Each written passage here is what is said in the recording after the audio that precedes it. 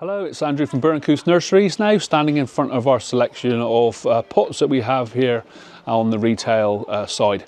And also in front of me now I've got a begonia, which is a traditional summer flowering bedding plant.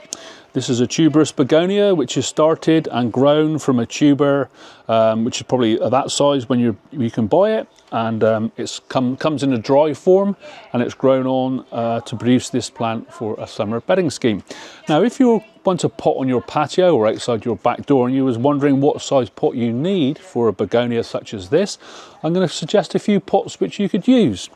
This one here, for example, it would be a very nice pot to have this tuberous begonia in.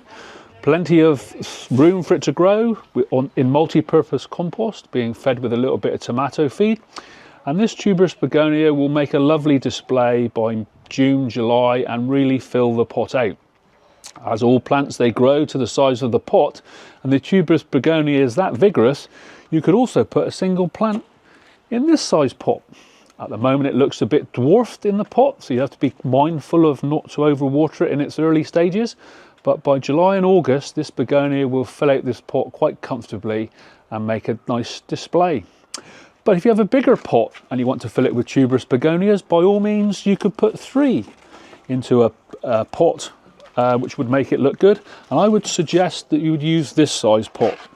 You could plant them close together in the center, and the plants will naturally grow out towards the edge, and 3 begonias in this size pot would do very well right throughout the summer, right up until the autumn and until the last frost, or the first frost rather.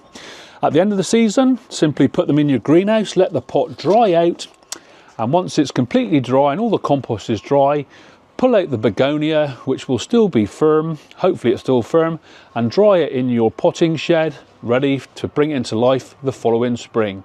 Tuberous begonias in pots, they look very good. They will tolerate sun or dappled shade. One of my favourites.